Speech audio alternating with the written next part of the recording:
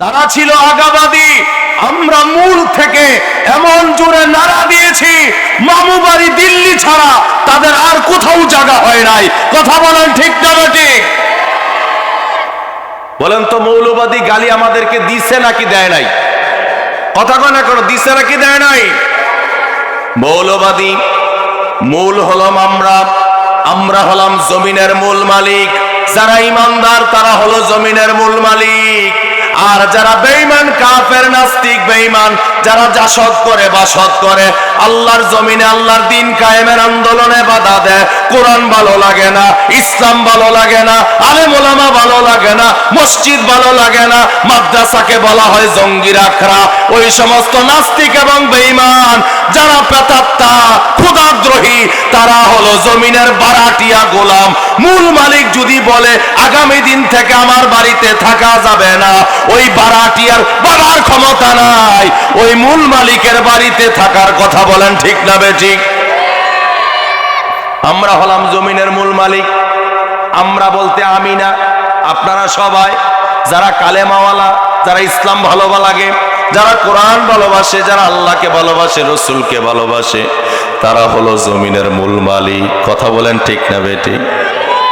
আর যারা আমাদেরকে ধমক দেয়, হুমকি দেয়, ধমকি দেয়, তারা হলো বারাটিয়া গোলাম। বলেন তো, মূল মালিকের পাওয়ার বেশি না বারাইটার পাওয়ার বেশি? সবাই তো কইছেন না। সবাই কোন তো, যিনি মালিক তার ক্ষমতা বেশি নাকি বারাটিয়ার ক্ষমতা বেশি? আর আমার দেশে চোরের মার বড় গলা। কথা বলে না কেন? ঠিকই না? যে রাস্তার ইট চুরি করছে, রডের বদলি বাঁশ দিছে, জনগণের টাকা মেরে বিদেশে বাড়ি একটা বানাইছে না। এক মন্ত্রী, প্রতিমন্ত্রীর, আমার দেশের প্রতিমন্ত্রীর বিদেশে তার ৬২টা বাড়ি, সে এটা বৈধ কামাই দিয়া ৬২টা বাড়ি বানায় নাই। আমাদের মতো জনগণের ট্যাক্সের টাকা দিয়া মাথার গাম পায়ে ফেলে যেই টাকা আমরা উপার্জন করি, ওই টাকা খাইয়া এদেশের কিছু প্রেতাত্মা গোলামেরা বিদেশে টাকা পাচার করে তাদের লাখ কোটি টাকার মালিক হয়েছে। কথা কয় না ঠিক না বেঠিক? চোরের মতো ফালাইছে চোর। কথা বলে না কেউ? ঠিক না বেঠিক? এখন টর্চ লাইট দিয়ে খুঁজেও পাওয়া যায় না। একজন ছিল দরবেশ বাবা, দরবেশ, মাথার চুলটি সাদা, দাড়ি কত লম্বা, কি সুন্দর পাঞ্জাবি পরতো, কি সুন্দর পায়জামা পরতো, মাথায় টুপি দিলে মনে হয় বড় শাইখুল হাদিস, মনে হয় সদ্য হজ করে মাত্র বিমান থেকে নামছে। ওই দরবেশ বাবা, তার ব্যাংকের চেক দিয়ে দেখা গেল দেশের বাজেটের অর্ধেক টাকা তার ব্যাংক অ্যাকাউন্টে পাওয়া গেছে। দুর্নীতি কাকে বলে, উহা কত প্রকার, কি কি ওই দরবেশ বাবা শিখায়া দিছে। দরবেশ বাবাকে ওই দরবেশের হালাতে দেখা যায় নাই। আল্লাহ বলেন আমি ধরি না, ধরলে আল্লাহ আমি ছাড়ি না। ওই দরবেশ বাবা দাড়ি চাইচা, পাঞ্জাবির বদলি শার্ট পইরা, পায়জামার বদলি লুঙ্গি পইরা, সড়ক পথে না নৌপথে লাখ টাকা নৌজাহানের সেই মাঝিকে দিয়া পালাইতে চাইছে। আল্লাহ কয় পালাস কই, আইনাল মাফার, যাবি কই, যাওয়ার কোনো রাস্তা নাই। কথা কয় না কেন? ঠিক না বেঠিক? বলেন তো, কোরআনে আছে না নাই? হাসরের ময়দানে চোর বাটপারেরা এদিকে মুখ দিব, ওইদিকে মুখ দিব। যারা দুর্নীতি করছে, মানুষের টাকা মাইরা বিদেশে পাচার কইরা লাখ লাখ টাকার, কোটি কোটি টাকার, অগণিত টাকার মালিক হইছে, তারা ফলানোর চেষ্টা করব। আল্লাহ কয় ফলানোর চেষ্টা করে কোনো লাভ নাই, ফলানোর জায়গা নাই। এখানে কিন্তু ওই আয়নাগর নাই, যে আয়নাগরে তুমি নিরাপদে থাকতা। পলাবার কোনো রাস্তা নাই। আমার দেশের নেতা কয় ফালাবো না, ওই নেতারই খুঁজে এখন পাওয়া যায় না। ঠিক না বেটি? ফালাবো না কইছিনিও তো, হেসারা কন্যা কুদরা, পালাবো না এটা কইছিনি। কয় জন্মেছি এদেশে, এদেশেই থাকবো। কি সুন্দর কা কা করে কথা বলতো, জন্মেছি এদেশে, এদেশেই থাকবো, পালাবো না, পালাবো না। আমি বলি পালাইছো না, কেমনে পালাইছো? তোমার তো খুঁজেই পাওয়া যায় না। জনগণ যদি তোমাদেরকে পায়, গোসল করার জন্য পানি লাগবে না, থুত্তাই তোদেরকে গোসল দিয়া দিব। কথা বলেন ঠিক না বেটি? জনগণ রেডি আছে? এদেশের বর্ডারের উপর থেকে তোমরা হুকি ঝুঁকি মারো, আর ভারতীয় ইস্কনের মাধ্যমে এদেশের মুসলমানদের মাঝে সাম্প্রদায়িক উস্কানি দিয়ে মুসলমানদের এই শান্তিপ্রিয় দেশটাকে আবারও যারা অস্থিতিশীল করতে চায়, তাদের সকল ষড়যন্ত্রের মোকাবেলায় আমাদেরকে রেডি থাকতে হবে। কথা বলেন ঠিক না ঠিক? আমরা কি রেডি থাকবো ইনশাআল্লাহ? কারা কারা থাকবো? দুহাত তুলে আল্লাহকে দেখান। আল্লাহ কবুল করুক, বলেন আমিন। আরো আসতে বলেন আমিন। তাহলে জমিনে ইসলাম থাকবে, ইসলাম মুছে দিতে যাবে চাবে যারা, তারা বেনিশ হয়ে যাবে। ঠিক না ঠিক? ইসলাম ছিল, ইসলাম আছে, ইসলাম ষড়যন্ত্রকারীরা ষড়যন্ত্র করেছে, তারা চলে গেছে। ফেরাউনের কথা, মূসার কথা। ফেরাউন নিজেকে দাবি করেছিল আনা রব্বুকুমুল আলা, আমি হলাম তোদের সবচেয়ে বড় খোদা। আলা সুপারলেটিভ ডিগ্রি, ইসমে তাফজিলের সিগা। Good, better, best. গুড হলো ভালো, বেটার হলো তুলনামূলক ভালো, বেস্ট হলো সবচেয়ে বেশি ভালো। এখন ফেরাউন নিজের মুখ দিয়ে ঘোষণা করছে রাষ্ট্রে, আলা রব্বুকুমুল আলা, আমি হলাম তোদের সবচেয়ে বড় খোদা। নাউজুবিল্লাহ করবেন না? আচ্ছা বলেন তো, ফেরাউন কি খোদা? খোদাকে সুবহানাল্লাহ পড়বেন না? ফেরাউন নিজে খোদা দাবি করছে। ফেরাউনের কাছে বৃষ্টি চাইছে, ফেরাউনের কাছে বৃষ্টি চাইছে, আমার একটু সময় দাও। ফেরাউনও জানে আমি তো খোদা না। ফেরাউন গভীর রাতে উঠা পাহাড়ে গিয়ে আল্লাহর কাছে কান্নাকাটি করতেছে, আল্লাহ আমি যে খোদা না এটা আমি নিজেও জানি, কিন্তু আমি যদি খোদা না কই আমার গাদির নিচে গদি থাকবে না, তাহলে আমি নিজেও জানি যে আমি খোদা না। তুমি যদি বৃষ্টি না দাও, পরের দিন সকালে আমার বান্দা যারা, আমার অনুসারী যারা আমারে বুইলা যাইব, মুসার কাছে কালেমা পড়া মুসলমান হইয়া যাইব। সুবহানাল্লাহ পড়েন। ঠিকই আল্লাহ কয় একটু একটু দেই না। আল্লাহ কইতেছে একটু তারা দেই, একটু ডোর খাওয়াই, একটু গুড়িটা উড়াই না। আল্লাহ তাকে তার কথা শুনে একটু বৃষ্টি দিছে। ফেরাউন আর একটু সাহসী, দেখছো তুই বেটা, আরে এমনও খোদারে বিশ্বাস করস না, আমি যে খোদা প্রমাণ হইছি নি, এই যে বৃষ্টি চাইছ তোরা, আমি তো বৃষ্টি দিলাম। নাউজুবিল্লাহ কয় না তো? ফেরাউন বলে, মূসা তুমি তোমার দাওয়াতি কাজ বন্ধ করো। বলেন মূসা কয় আল্লাহর দিকে ডাকে? এক আল্লাহ। মূসার কালেমা কি? লা ইলাহা ইল্লাল্লাহু মূসা কালিমুল্লাহ। আল্লাহু আকবার। মূসা আলাইহিস সালাতু ওয়াস সালাম বলে লা ইলাহা ইল্লাল্লাহ, নেই কোনো মাবুদ আল্লাহ ছাড়া। আর এদিক দিয়ে ফেরাউনে কয় আনা রব্বুকুমুল আলা, আমি হলাম তোদের বড় খোদা। এখন খোদা জমিনেরটা ঠিক নাকি আসমানেরটা ঠিক? আসমানে যিনি আছেন তিনি হলেন আসল খোদা। এখন মূসা আলাইহিস সালাতু ওয়াস সালাম তিনি বিপাকে পড়ে গেলেন। কালেমার দাওয়াত যেখানে দেয় সেখানে ফেরাউন বাহিনী বাধা দেয়।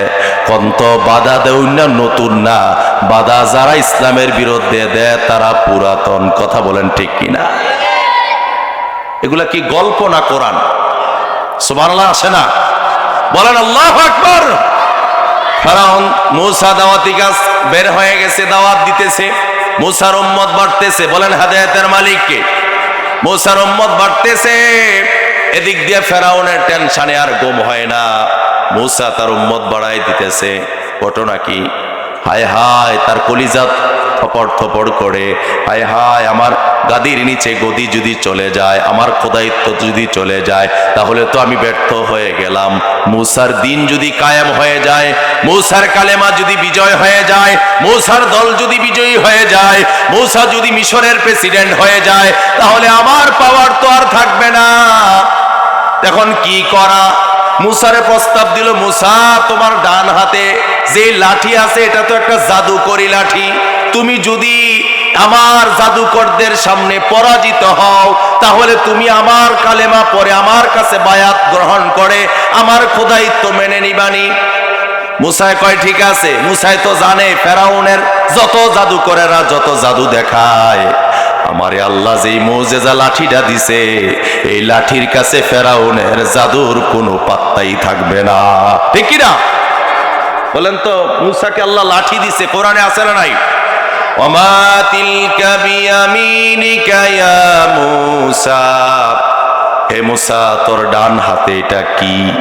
ক্বালা হিয়া আসায়া আতাওয়াক্কাউ আলাইহা ওয়া আহুশু বিহা আলা গনামি ওয়া লিয়া ফিহা মাআরিবু উখরা।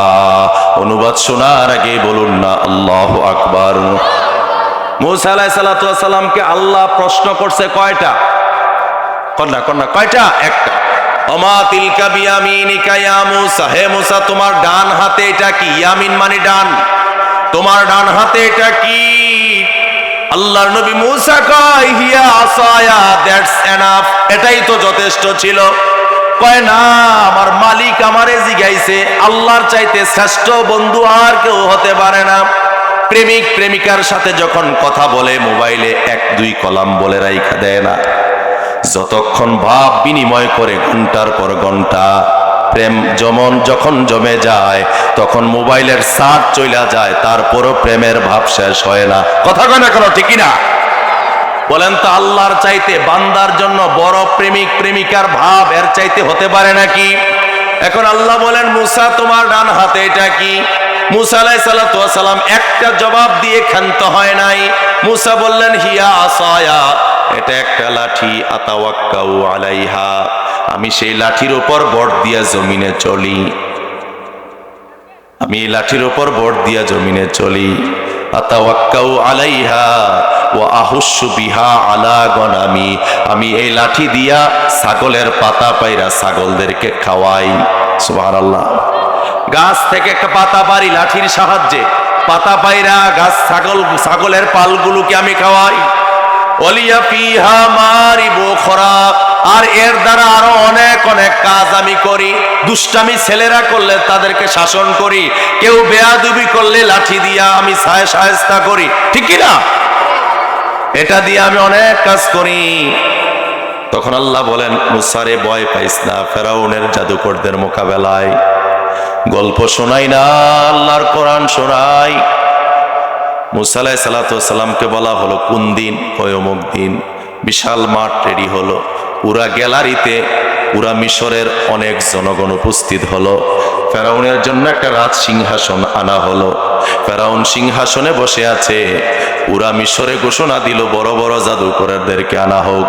সব জাদুকরকে জমায়েত করা হলো মাঠের মধ্যে। এখন জাদুকরেরা একজন দুইজন না, অনেক জাদুকর, সাহিরুন, সমস্ত জাদুকরেরা জমায়েত হলো।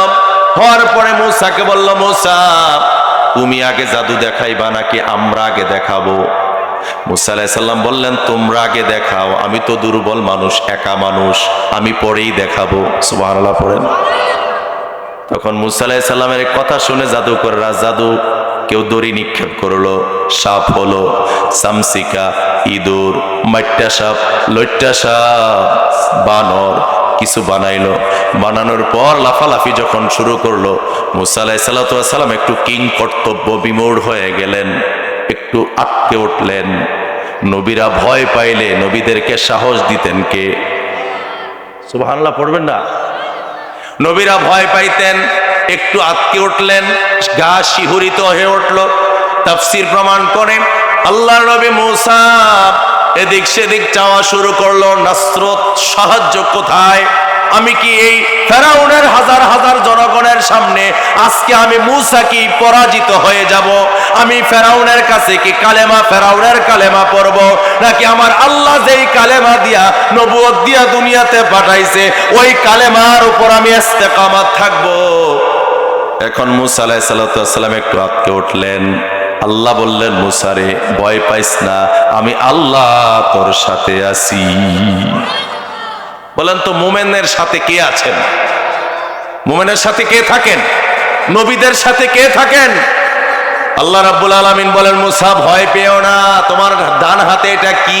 মুসা আলাইহিস সালাম কলা হিয়া আসায়া, এটা একটা লাঠি। কয় লাঠিটা আস্তে করে তারা যেই জাদু বানাইছে, ইঁদুর বানাইছে, চামচিকা বানাইছে, বানর বানাইছে, সাপ বানাইছে, এই সব কিছুর সামনে তোমার ডান হাতের লাঠিটা আস্তে করে ছেড়ে দাও। সুবহানাল্লাহ। মুসা আলাইহিস সালাতু ওয়াস সালাম আল্লাহর ওহী অনুযায়ী ডান হাতের লাঠিটা জমিন আস্তে করে ছেড়ে দিল। তাফসীর প্রমাণ করে লাঠি হাত থেকে লাঠি ছাড়ছে, ছাড়ার সাথে সাথে বিশাল অজগর সর্পে পরিণত হয়ে গেছে। যখন নাকি সাপ হয়ে গেল, তখন সাপ শুধু লড়াচড়া কিছুই করলো না, শুধু একটা হা করলো।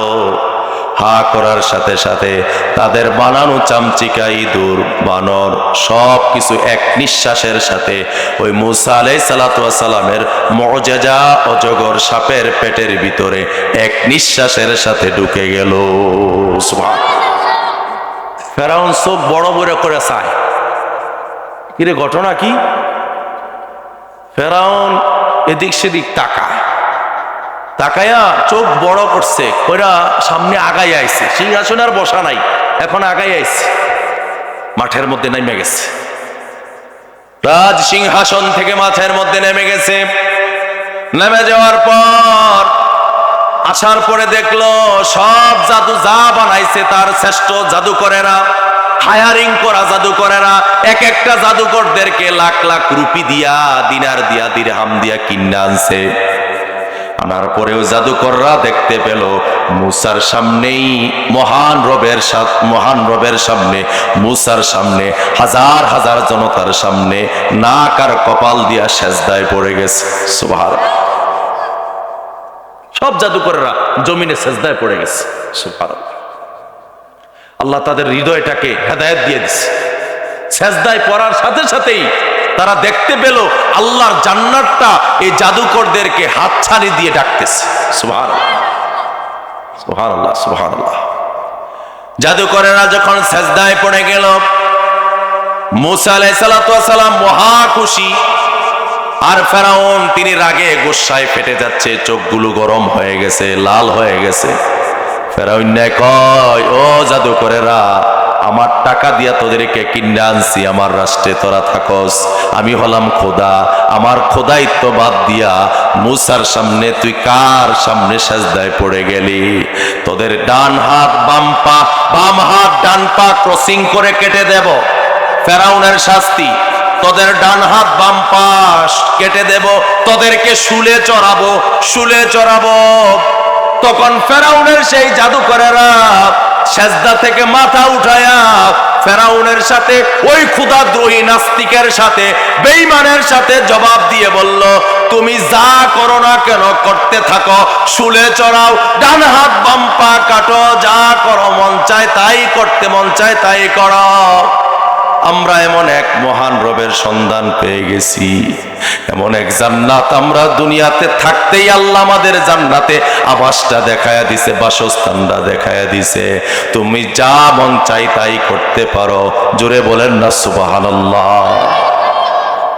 আচ্ছা কোন তো ফেরাউন হুমকি দিয়া, ধমকি দিয়া মুসলমানদের হওয়া থেকে ফেরাউনের সামনে জাদুকরেরা যে সেজদায় পড়ে গেছে, তাদেরকে কি ইসলামের পথ থেকে, কালেমার পথ থেকে সরাইতে পারছে?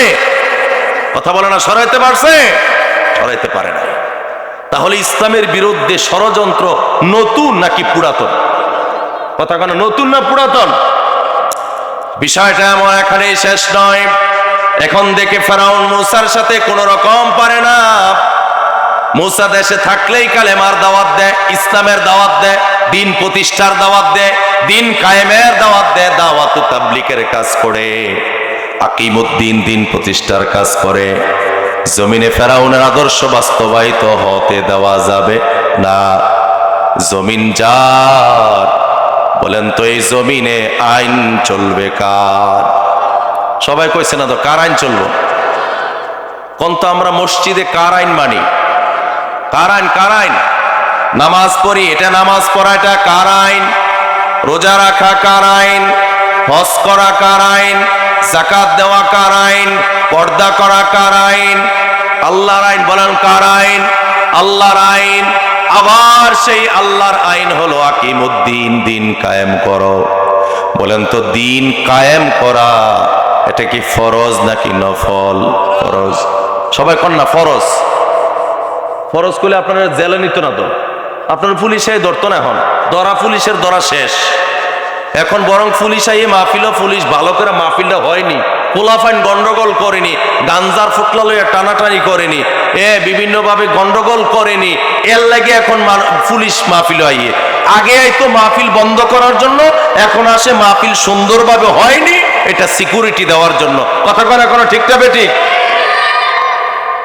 খেয়াল করে শুনুন, জমিন আল্লাহর, এই জমিনে আইন কায়েম করা, আল্লাহর আইন কায়েম করা, আল্লাহর বিধান কায়েম করা, কোরআনের অনুশাসন কায়েম করা, এটা ফরজ, নফল না, ওয়াজিব না, ফরজে কিফায়া না, ফরজে আইন। সুবহানাল্লাহ পড়েন। আন আকিমুদ্দিন ওয়ালা তাতাফাররাকু ফি। আল্লাহর কোরআন বলছে দিন কায়েম করা, পরস্পর বিচ্ছিন্ন হয়ো না। এখন আমার দেশের মুসলমান শুধু এক দল দুই দলে বিচ্ছিন্ন না, আমার দেশের মুসলমান কত দলে যে ভাগ হইছে এটা আল্লাহ ছাড়া আর কেউ বলতে পারবে না। কথা বলেন ঠিক কিনা? কয়েকজনে কয় হেতে ফাঁস করলি, আমি ফাঁস করলি পছন্দ করি না, আমি গোল টুপি। আরেকজনে কয় হাতে কালো টুপি, আমি সাদা টুপি। আরেকজনে বলে সে কানি ফাড়া, আমি জুব্বা। এতে দাঁড়ায়া কিয়াম করে, আমি বৈশাখ দুরুদ পড়ি। সে নামাজে জোরে আমিন বলে, আমি আমিন বলি না। বলেন তো এমন ভাগ মুসলমানদের মাঝে আছে না নাই? আস্তে কোন করে আছে না নাই? শুধুমাত্র কিয়াম লইয়া, শুধুমাত্র মিলাদ নিয়া, শুধুমাত্র আমিন জুড়ে বলা, আস্তে বলা নিয়া এতটা মারামারি হাতাহানি হয়, পুরা মহল্লা পর্যন্ত ভাগ হইয়া যায়, মসজিদ একটা আলাদা হইয়া যায়, ঈদগাহ আলাদা হয়ে যায়। এমন পরিস্থিতি বাংলার জমিনে আছে না নাই? আসেনি? আসেনি? এই আমাদের অবস্থা দেখা দুই সাইডটা নাস্তিক আর বেঈমান, কিছু বেঈমানের গোষ্ঠী আমাদের মুসলমানদের উপরে তাদের নাটটা ঘুরায়, তাদের সমস্ত হাতিয়ার ঘুরায়া মুসলমানদেরকে ঘায়েল করে। কি কওমি, কি আলিয়া, কি জামাত ইসলাম, কি বিএনপি, কি কর না কর, কি ছোসরসিনা, কি চরমনাই, কি ফুরফুরা, কি ধামতি, সকল মুসলমান যদি এক হয়ে যেতাম, এদেশে নাস্তিক আর বেঈমানেরা পালাবারও রাস্তা পেত না। কথা বলে না কারণ ঠিক কিনা? কিন্তু আমরা ভাগ হয়ে গেছি। কত ভাগ আল্লাহ ছাড়া কেউ জানে না। দলে, উপদলে, পাতি দলে, সাতি দলে, দলের কোনো শেষ নাই। কথা কয় না কেন? ঠিক না বেঠিক? এক হও মুসলমান। এক হওয়ার জন্য কে বলছেন? আল্লাহ বলছেন ওয়াতাসিমু বিহাবলিল্লাহি জামিআ ওয়ালা তাফাররাকু।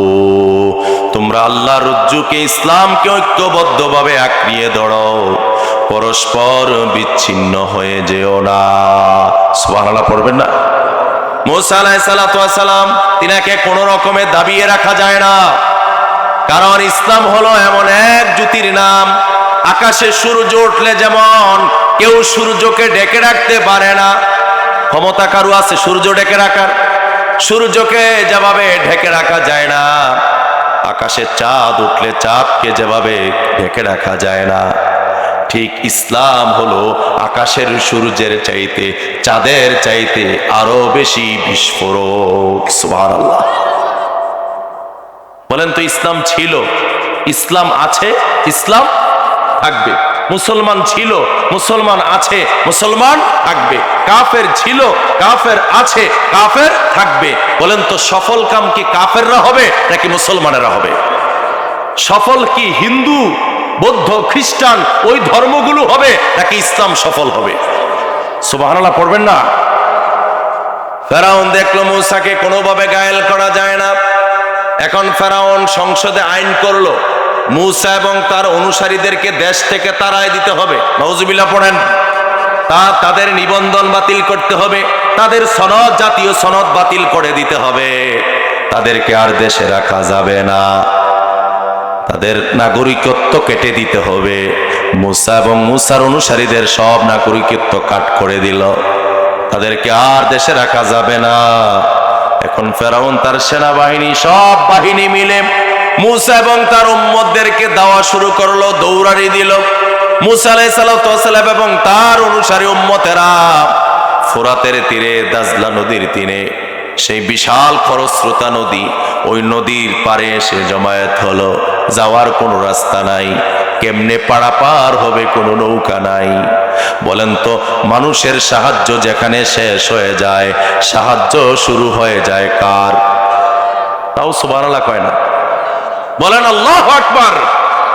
মুসা আলাইহিস সালাম তার অনুসারীরা যখন নদীর কিনারায়, বলেন তো গল্প না কোরআন, মুসা আলাইহিস সালাম এবং তার অনুসারীরা যখন নদীর কিনারায়, খরস্রোতা নদী, বহমান নদী, নৌকা ছাড়া, জাহাজ স্টিমার ছাড়া পারাবার হওয়ার কোনো রাস্তা, কোনো প্রসেস নাই।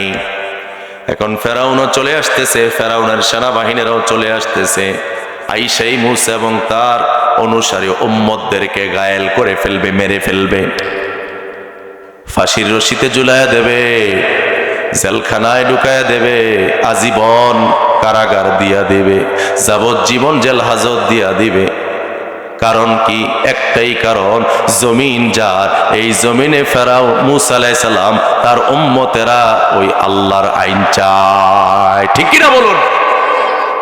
যদি ফেরাউনের কথা শুনতো, বলেন তো দৌড়ানি খাওয়া লাগতো? কথা কয় না, দৌড়ানি খাওয়া লাগতো? বরঞ্চ মুসারে কইতো, মুসা তুমি আমার রাষ্ট্রীয় বাসভবনের মন্ত্রী তোমাকে বানাবো, তোমাকে আমি সম্মানিত চেয়ার দিব, সম্মানের চেয়ার দেব, তুমি আমার মতে এক হয়ে যাও, আমাকে খোদা মানো, আমি তোমাকে সব দিয়ে দেব। নাউজুবিল্লাহ পড়বেন না? ফেরাউনের অনুসারী, মুসার অনুসারীরা বলল, ইন্না লামুদরাকুন, আমরা তো পাকড়াও হয়ে গেলাম। ও মুসা, তুমি কোন আল্লাহর নবী? কোন আল্লাহ তোমাকে নবী এবং রসুল বানাইছে? আমাদের সাহায্য কোথায়? আমরা তো দেখতে পাচ্ছি সামনে নদী, পিছনে শত্রু, আমাদের অবস্থানটাও ঠিক তেমন। আমরা বাংলাদেশ, পৃথিবীর মানচিত্রে ছোট্ট একটা দেশ, আমাদের পশ্চিমে আমাদের শত্রু, উত্তরে আমাদের শত্রু, পূবে আমাদের শত্রু, দক্ষিণে হলো বঙ্গোপসাগর। মুসা এবং তার উম্মতের যেই হালাত, আমাদেরও ঠিক সেই হালাত। কথা বলেন ঠিক কিনা? একটু চিন্তা করে দেখেন, চতুর্দিকে হলো হিন্দু, আমাদের দুশ্মন, দ্বীনের দুশ্মন, স্বার্থের জন্য আমাদেরকে ব্যবহার করে। তারা স্বার্থের জন্য আমার দেশের মধ্যে ট্রানজিট চায়, আমার দেশকে ব্যবহার করে, আমার দেশে পণ্য বিক্রি করে। যদি স্বার্থের মধ্যে আঘাত লাগে, দেখা যায় সীমান্তে ফেলানির লাশের মতো অসংখ্য কৃষকের লাশ ঝুলে থাকে। কথা বলে না কেন? ঠিক না বেঠিক?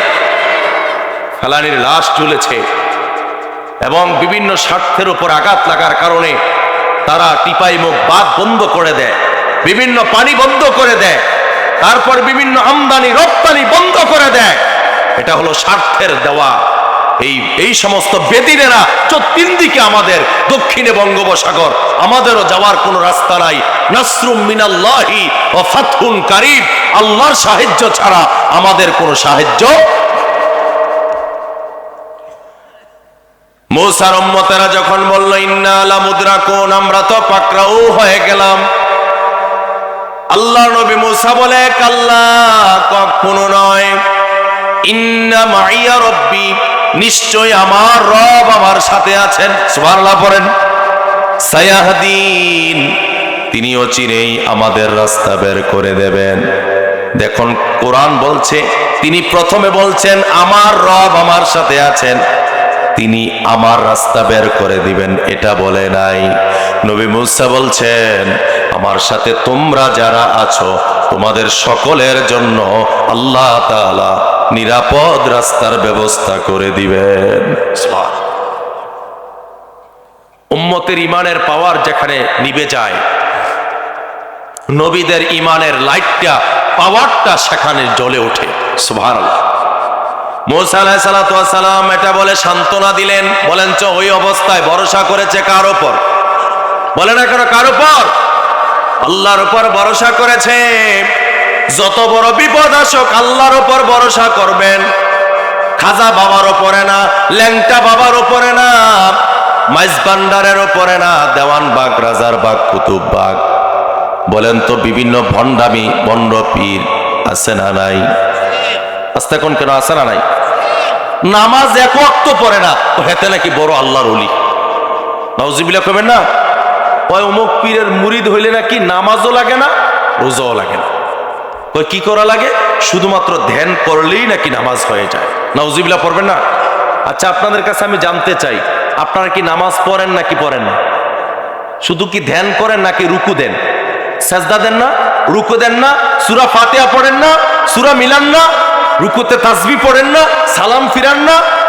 ওই আপনাদের আদর্শ তাদের আদর্শের সাথে তো মিলে না, আমাদের আদর্শ তাদের আদর্শের সাথে মিলে না। যেই পীর বলবে আমার কাছে মুরিদ হলে নামাজ রোজা লাগে না, সে পীর হতে পারে না, সে হলো শয়তানের পীর, সে কোনোদিনও মুসলমানদের পীর হতে পারে না। কথা বলে না কেন, ঠিক কিনা? আর দাড়ি নিয়া টুপি নিয়া পীরের কাছে যায় জান্নাতে যাওয়ার আশায়। এখন গিয়া দেখছে ছেলেও সেজদা দিয়া পইরা রইছে, মাইয়াও সেজদা দিয়া পইরা রইছে, বেডিও সেজদা দিয়া পইরা রইছে। এখন দাড়িওয়ালা হাজী সাহেব চিন্তা কইরা দেখলো সেজদা দিলে কিনা সওয়াব। তারা যেহেতু সেজদা দিছে, আমিও একটু সেজদা দিয়া চাই না, কত বড় সওয়াব। বলেন তো পীর সাহেবের পায়ে সেজদা দিলে ঈমান থাকে নাকি চলে যায়? এবার তারা কইছে না, থাকে নাকি চলে যায়? ঈমান চলে যায়। মুখে দাড়ি থাকে কিন্তু তার ঈমান নাই। মাথায় টুপি পইরা রাস্তায়, মধ্যনগর রাস্তা দিয়ে হাঁটে, টুপি আছে, মুখে দাড়ি আছে, গায়ে পাঞ্জাবি আছে, কিন্তু মাজারে গিয়া পীর সাহেবের পায়ে সাজদা দেওয়ার কারণে, ওই মাজারে যিনি শুয়ে রয়েছে তার মাজারে গিয়া সাজদা দেওয়ার কারণে তার ঈমান চলে গেছে, সে টেরও পায় না। আমি আপনাদের কপালে চুমু খেয়ে বলে যাই, নাকার কপাল দিয়া যদি সাজদা দেওয়ার অনুমতি থাকতো, আল্লাহর হাবিব বলেন আমি দুনিয়ার সমস্ত নারীদেরকে বলতাম তোমরা তোমাদের স্বামীর পায়ে সাজদা দাও। যদি অনুমতি থাকতো, তাহলে অনুমতি নাই, নাকার কপাল দিয়া সাজদা দিতে হবে কাকে? কাকে দিতে হবে? আল্লাহকে সাজদা দিতে হবে, আল্লাহর কাছে চাইতে হবে। নবীর কাছেও সরাসরি কোনো কিছু চাওয়া যায় না। এক বুড়ি মা এসে আল্লাহর হাবিবের কাছে দোয়া চাইল, ইয়া রাসূলুল্লাহ আপনি আমার জন্য দোয়া করেন, আল্লাহ যেন মৃত্যুর পরে আমাকে জান্নাত দান করে। সুবহানাল্লাহ পড়বেন না? আচ্ছা বলেন তো, আপনারা কি হুজুরের কাছে গিয়া কন হুজুর আমার একটা ছেলের ব্যবস্থা করে দেন? এটা কন? কি কন? হুজুর আমার জন্য একটু দোয়া করেন, আল্লাহ যেন আমার একটা ছেলে দান করে। চাওয়াটা আপনাদেরকে শিয়াই দিই, চাওয়া আপনি কেমনে চাবেন, কিভাবে চাইলে এটা আদব হবে, সুন্নাহ হবে, ওইটা শিখেন। আপনি ধামতির পীর সাহেবের কাছে গেলেন, সরসিনা, সোনাকান্দা, রায়বাড়ি, ফুরফুরা, সিঙ্গুলা, বানিয়াপাড়া, পীর ভক্ত দেশ বাংলাদেশ। আপনি হক্কানি পীরের কাছে গেলেন, পীরের কাছে যাওয়া খারাপ না। পীরের কাছে যাইয়া বলবেন হুজুর আপনি আপনার কাছে একটু ফল নিয়ে আইছি, 500 টাকা নিয়ে আইছি, আমার 3টা মায়া হইছে, আপনি আমার জন্য একটু আল্লাহর কাছে দোয়া কইরেন, আল্লাহ যেন আমার একটা নেককার একটা ছেলে দেয়, পুত্র সন্তান দেয়। সুবহানাল্লাহ পড়বেন না? এটা চাওয়া সুন্নাহ, এইভাবে চাইবেন। কিন্তু আপনি গিয়া মাজারে ল্যাংটা হইয়া শুয়ে রইছে, গাঞ্জার পোটলা খাইতে খাইতে লোড হইয়া গেছে। বলেন তো গাঞ্জা খাউন না পীর আছে না নাই? কথা কথা করে আছে না নাই? তার ওই গাঞ্জার এমন ভাবে গাঞ্জা টানে, ইটের ব্রিক ফিলো ফেল, ইটের দোয়াও, ইটের ব্রিক ফিলো এত দোয়া ওঠে না। ওই পীর সাহেবের খানকা থেকে যেই পরিমাণ দোয়া ওঠে, কথা কনা ঠিক না বেটি? গাঞ্জা টানে, ইয়াবা খায়, বাবা খায়, মুরিদও খায়, পীরও খায়, জামাতের সাথে খায়, কথা বলেন ঠিক না বেটি?